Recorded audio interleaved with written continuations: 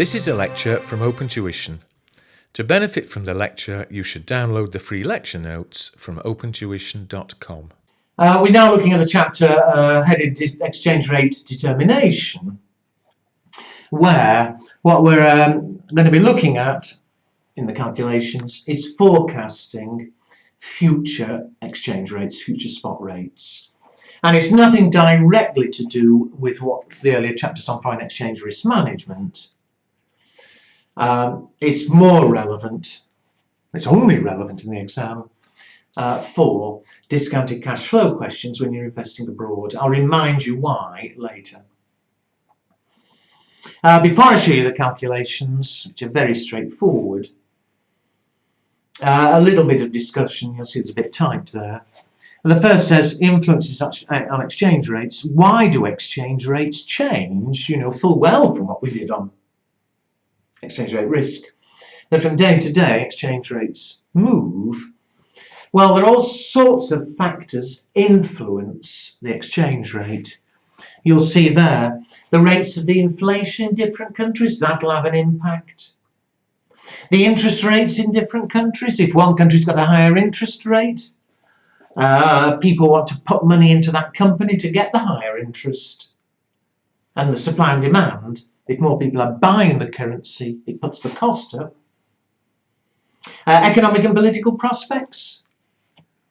You know, if you think a company is going to do badly economically in the future, it's likely to push down the value of the currency. The balance of payments, the difference between what they're importing from abroad and what they're exporting. If you're importing more from America, let's say, than you're exporting, you need dollars to pay for it. If there's more demand for dollars, it puts the value of the dollar up. So all sorts of factors affect the exchange rate. And importantly, I've written at the bottom, it's expectation. You know, it doesn't matter if the economy is doing well at the moment. If you expect, or if traders expect the economy is going to suffer, then the currency is likely to suffer as well.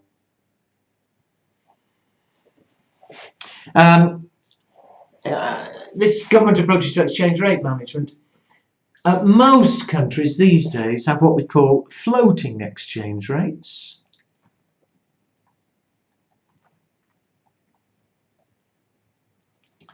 Where the exchange rate does change from day to day. It's determined by the market, and it's all those factors that we spoke about. That from day to day, exchange rates go up, exchange rates go down, depending on expectations. Now, those are floating exchange rates, and as I say, most countries these days have floating rates. The alternative is to have fixed exchange rates, which still apply in some countries, where the exchange rate doesn't move, it's fixed by government. Here's the exchange rate against the dollar, and it's fixed at that. Market forces have no effect, you know, you've no choice. Now, as I've said, most countries these days tend to have floating rates, but to an extent, they will what we call manage them. They'll let market forces determine the exchange rate, but they'll keep an eye on it. If things get really extreme, the government might step in. Because, you see, if the exchange rate really is collapsing, it's going to cause real economic problems. You know, it puts the cost of imports up a lot and so on. And so occasionally, a government might step in. At one extreme, they can devalue the currency. I'm old, I remember that happening in the UK. It was floating, but the pound was collapsing. So the government stepped in and fixed a new rate and then allowed it to start floating again. Stepping in other ways, you know, they could increase interest rates deliberately to put the increase the value of the currency, because again, perhaps it was getting too low. So that's managed floating, but effectively it's floating. It's only in extreme cases that they would step in. And you'll see actually I have written, only out of interest, not really relevant for the exam, but developed countries until 1971 there was something called the Bretton Woods Agreement, and what happened is after the war they sat down and they fixed exchange rates. Pound against the dollar was a fixed rate. In those days the French had francs, the Italians had liras, they were all fixed exchange rates. And it was only in 1971 that the whole system collapsed and they went to floating rates. However, that was just a bit of background. And more importantly, as far as the numbers are concerned, it's a question of, in the exam, being able to forecast future exchange rates. And although it's impossible to forecast accurately because there are all these different factors affected, if you're ever asked to forecast in the exam, we forecast based on relative inflation rates.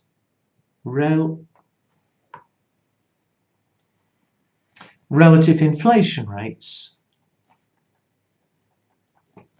in the two countries. Now there is a formula, and in fact you should have seen this before in the previous financial management exam, but whether you did or you didn't, or you remember or you don't, let's check. And here again, as usual, rather than just blindly quote a formula, I think it is important that you see the logic we're using, just in case there's a bit of writing, even though for the numbers you actually won't waste time. But we use something called purchasing power parity. What we do is this. Look at my little illustration on the next page. It says that an item currently costs 100 in the UK. That's today's price. Today, the exchange rate against the dollar to the pound is 150. And remember, that means $1.5 equals £1. And so the equivalent price of that item in the US, if it's $1.5 to the pound, it would be $150. No problem. There's inflation. It's 2% a year in the UK, 4% a year in the US. So in 1 year's time,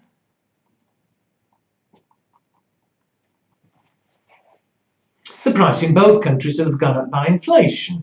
In the UK it's 2%, so the price will have gone up to £102. In the US rather, inflation is 4%, so it will have gone up to $156.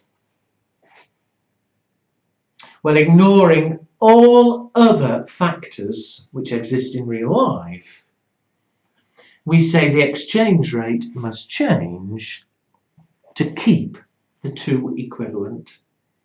For £102 to be equivalent to $156. And so, what would be the exchange rate in a year? Well, quoting in the same way, obviously, dollars to the pound. How many dollars will equal a pound? Well, if $156 equals £102, the dollars per pound, 156 divided by 102, it'll be 1.53. Now, I know for foreign exchange risk management, we quote exchange rates to 4 decimal places. I've already said, and I've yet to fully remind you, but if you are asked to do this in the exam, it'll be part of an investment appraisal question. And there, you only need to do it to 2 decimal places. Well, that idea of it being the inflation rates determine the exchange rate is known as purchasing power parity.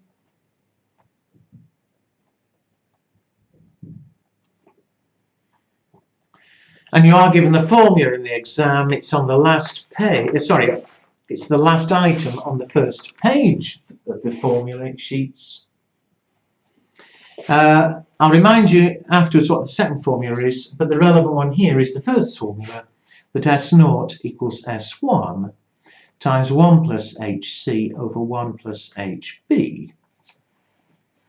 And of course in the exam, you don't want to waste time doing what I did before, even though it's right. You may as well just stick the figure straight in the formula, but as always, the problem is, what do the symbols mean? So make sure you remember. S0 is the spot rate now. I've written it the wrong way around. It was S1 equals S0. Oops.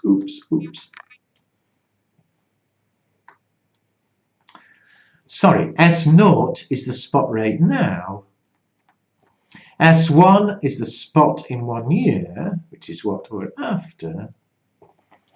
H, well, I don't know why the examiner chose H, but H is the inflation rate in each of the two countries. The problem is remembering which is which. Now, it's up to you to find your own way of remembering which is which. But the way I remember it, which may sound a bit stupid, is HB is inflation in, well, I say B for base country.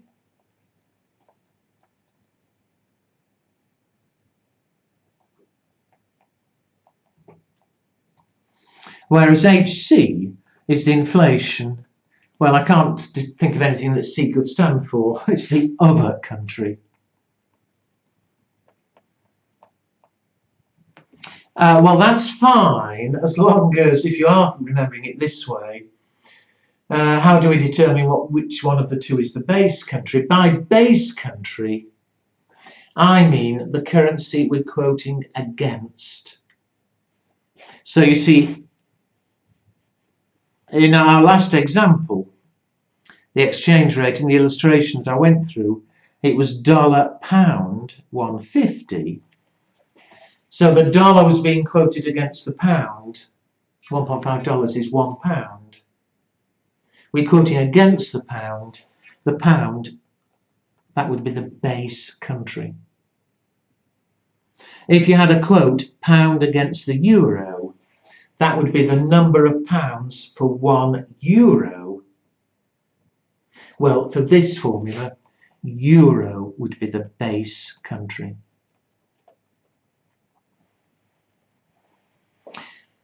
So, as long as you remember which is which the right way round, this now becomes terribly easy.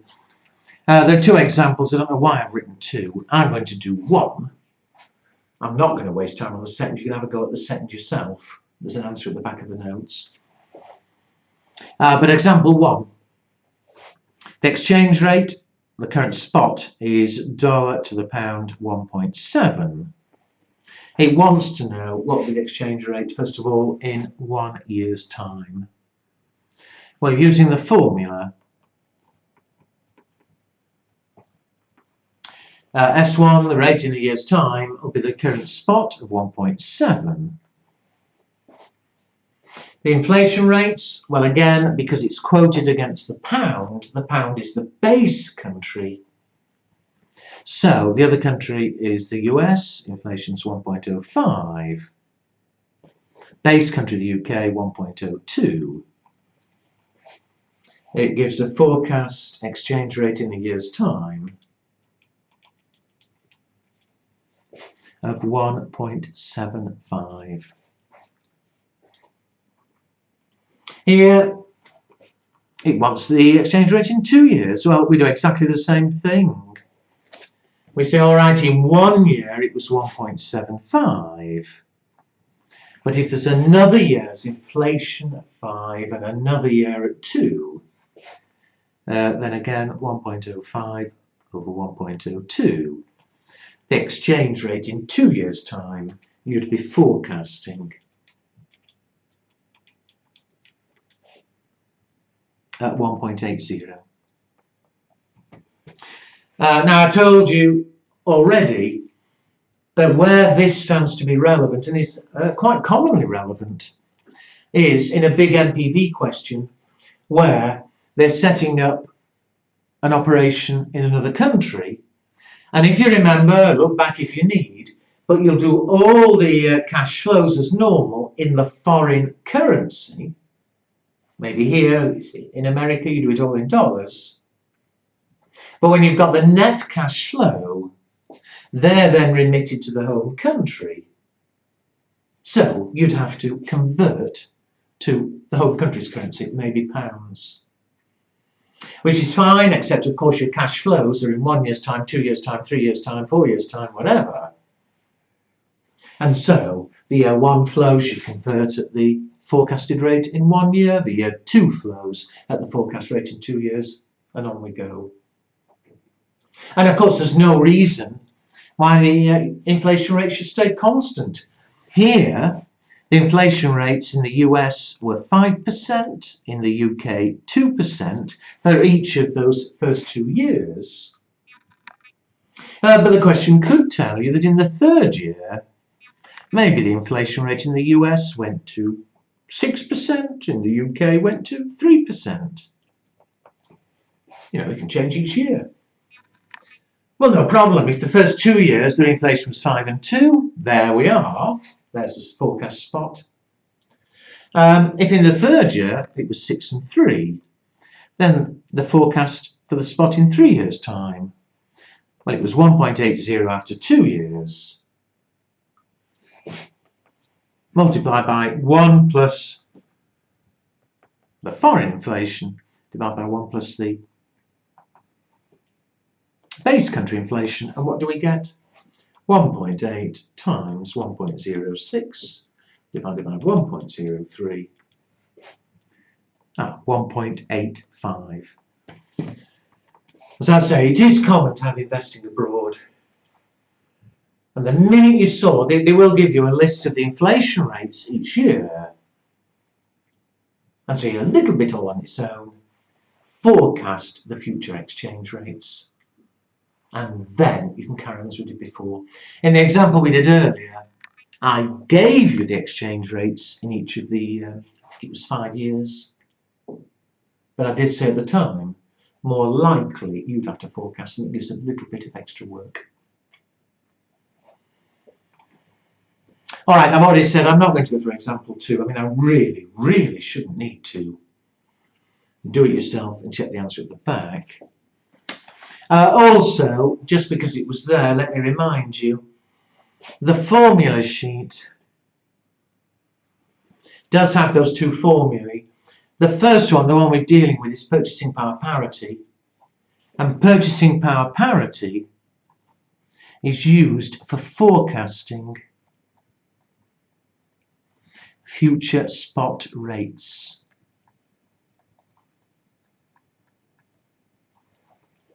The second formula, though, is exactly the same, except it uses I instead of H. It's interest rate parity, where it's the same formula but using interest rates instead of inflation rates. Well, I did mention before, this formula is used for calculating forward rates. I did mention that when we dealt with money market hedging. I did say that forward rates is not the banks guessing on a rate to apply in a year's time. They are actually doing money market hedging. Although strangely enough, although that was tested in the earlier financial management paper, in this paper, I can't remember a single time they've ever tested you on that. The formula has been irrelevant. If you're forecasting future rates, you use purchasing power parity. It's inflation. We've just done it. You're never asked to calculate forward rates. You're expected to be able to use forward rates, and we've dealt with it. You're expected to be able to do money market hedging, and we've dealt with it. But you've never been actually asked to calculate the forward rate that's been given. Anyway, That's enough, but do have a go at example 2 and do check it.